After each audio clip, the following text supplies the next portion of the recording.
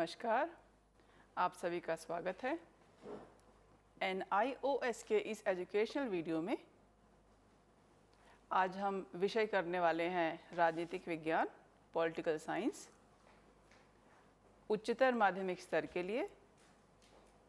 और आज हम पॉलिटिकल साइंस में पार्ट 3 करने वाले हैं। पॉलिटिकल साइंस का कोड 317 अर्थात 317 है। पाठ का नाम है distinction between society, nation, state and government.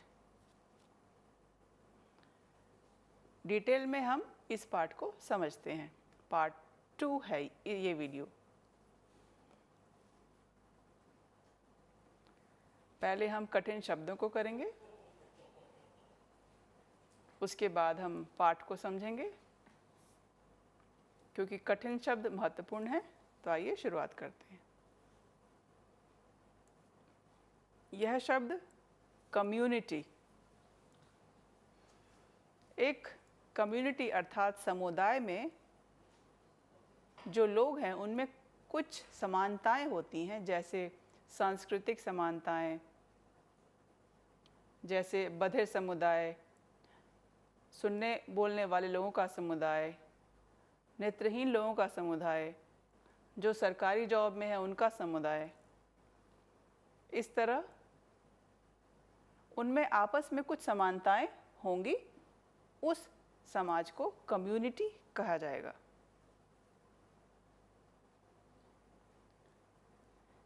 यह शब्द है एनफोर्स्ड।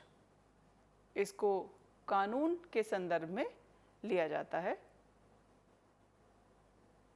जैसे कुछ कानून बनते हैं तो सभी को उसको मानना होता है, तो एनफोर्स्ड अर्थात कानून को मानना। यह शब्द है सिस्टम। सिस्टम को भी कई अर्थों में देखा जा सकता है। जैसे सरकार में अपना काम करने का कुछ सिस्टम होता है, कार्य पद्धति होती है। प्राइवेट जॉब्स में कुछ अपनी कार्य पद्धतियाँ होती हैं। इसी तरह से सिस्टम भी भिन्न भिन्न प्रकार के होते हैं। सबका काम करने का जो समय सीमा है वो भी भिन्न होती है। गवर्नमेंट अर्थात सरकार में हम अलग तरह से काम करते हैं। फ्यूचर का जो हम विजन निर्धारित करते हैं वो भी अलग तरीके से होता है। स्कूल में हम भिन्न प्रकार से अपना काम करते हैं। तो इस तरह से सिस्टम, और कैसे हम इसमें एक स्तर से अगले स्तर, उस दूसरे स्तर से तीसरे स्तर पर जाते हैं, तो उस स्तर को एक क्रम में करना, यह सभी सिस्टम के अंतर्गत आता है। जैसे हम कोई डाटा इकट्ठा करते हैं, फिर उसको हम उसका विश्लेषण करते हैं, तो पहले के बाद दूसरा, दूसरे के बाद तीसरा सिस्टम फॉलो करते हैं। पनिशमेंट अर्थात दंड। जब किसी ने कोई गलत काम किया हो, जैसे चोरी कर ली, या किसी ने किसी को दबाया हो, मानसिक तनाव दिया हो, किसी ने कुछ आग लगा दिया, या किसी को चीट कर दिया, धोखाधड़ी, या कोई किसी का सामान लेके भाग गया। कानून में बहुत सारे ऐसे नियम हैं। किसी भी नियम का यदि उल्लंघन हुआ है तो उसको पुलिस अर्थात हमारा जो कानून है वो दंड देता है। दंड में आप जेल भी हो सकती है और कुछ मनी के तौर पे जो आर्थिक दंड का भुगतान भी करना पड़ सकता है। ऑपोजिशन, जैसे कोई दो ग्रुप बने हों, उदाहरण के तौर पे यदि हम अपने राजनीतिक ग्रुप में कोई भी दो ग्रुप ले लें, उसमें एक ग्रुप दूसरे ग्रुप का विरोधी होता है।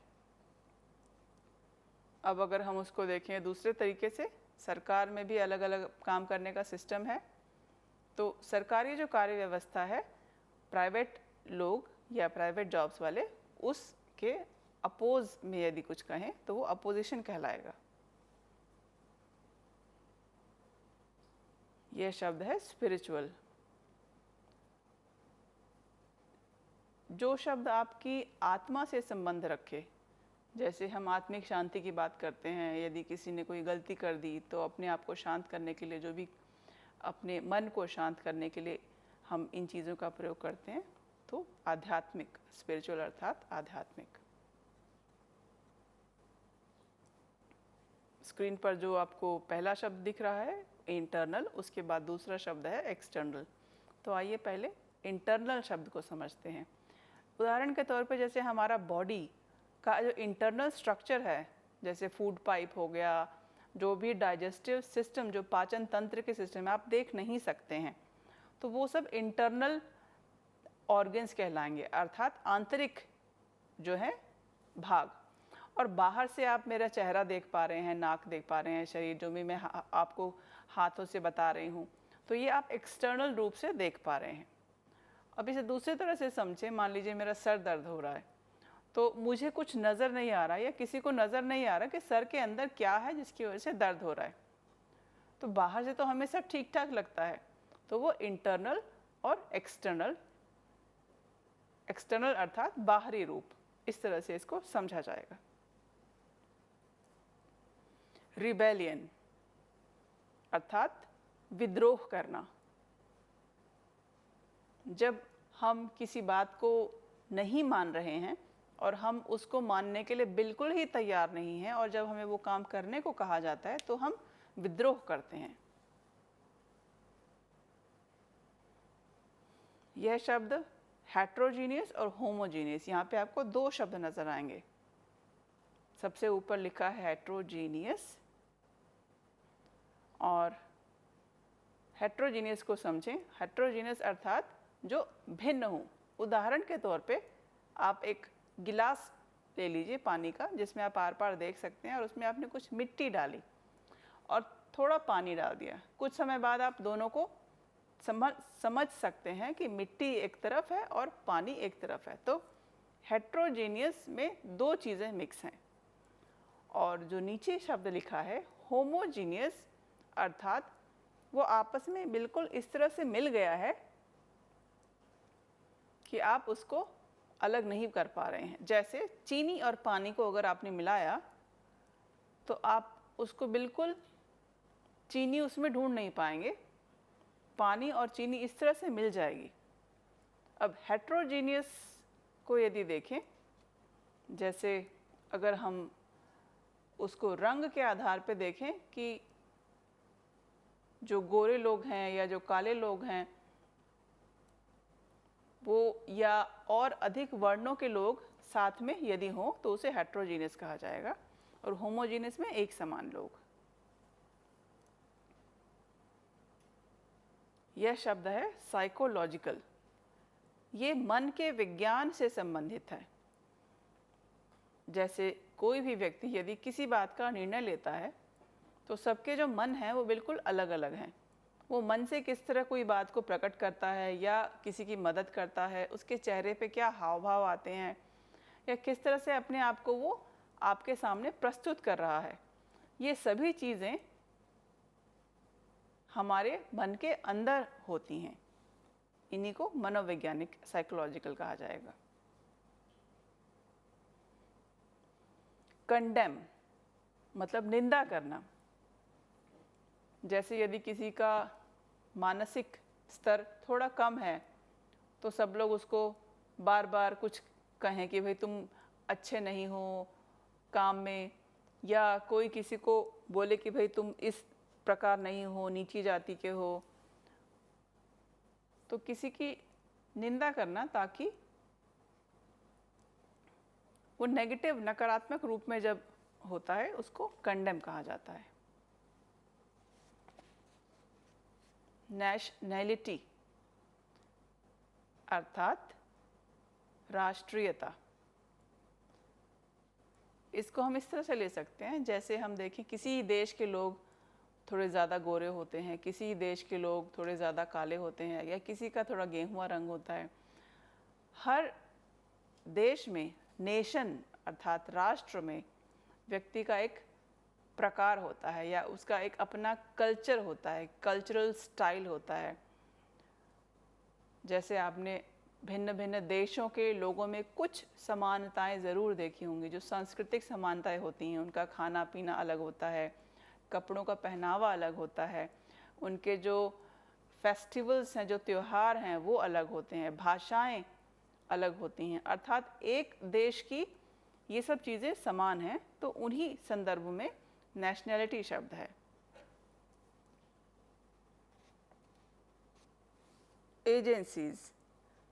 एजेंसीज जो हमें मदद करती हैं हमारे आइडियाज़ को कार्यान्वित करने के लिए, अर्थात वो बीच के एजेंट जो हमारे काम को पूरा करने के लिए मदद करें। जैसे यदि हम स्टेट अर्थात राज्य को लें, हमने राज्य का कुछ डाटा इकट्ठा कर लिया और वहाँ उनके राय ली कि वो क्या चीज़ें चाहते हैं और उनको कानून में बदल दिया। तो ये कुछ एजेंसीज हैं जो इस काम में हमारी मदद करती हैं। डोमिनेट अर्थात पावर में होना। मान लीजिए हमने कोई संस्था बनाई या कोई कार्य करने के लिए कोई जगह बनाई और हम चाहते हैं कि उसको कोई सुपरवाइज करे, उसको देखे। तो जो भी व्यक्ति पावर में होगा वो उसको सुपरवाइज करेगा और ऐसा कह सकते हैं कि वह व्यक्ति डोमिनेट कर रहा है या सुपरवाइज सबको कर रहा है।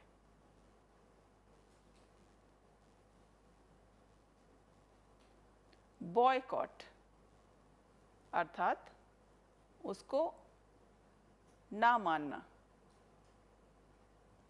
यदि किसी चीज़ की क्वालिटी अच्छी नहीं है या कोई आपसे धोखाधड़ी कर रहा है तो आपने उसके बारे में अच्छा नहीं सुना है, तो आप उसको बिल्कुल बॉयकॉट कर सकते हैं कि नहीं, हमें आपकी कोई भी चीज़ें या आपका जो भी मशवरा है हमें नहीं पसंद, हम आपको बिल्कुल ही नहीं मानेंगे।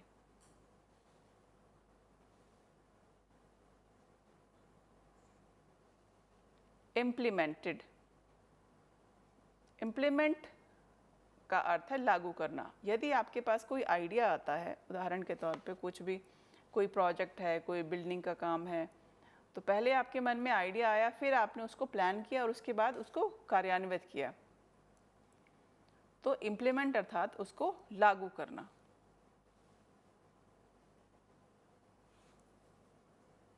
इटर्नल का अर्थ है वह चीज़ जो ख़त्म ना हो, जो लगातार चले।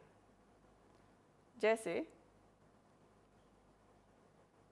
कुछ लोग हैं, उनकी संस्कृति जो है, संस्कृति ख़त्म नहीं होती, वो लगातार चलती रहती है, एक वंश से दूसरे वंश, दूसरे से तीसरे वंश, आगे जनरेशन आने वाले जो वंश हैं उनमें संस्कृति लगातार आगे बढ़ती रहती है। तो इस तरह इटर्नल शब्द का प्रयोग किया गया है। बहुत बहुत धन्यवाद आपका। नमस्कार।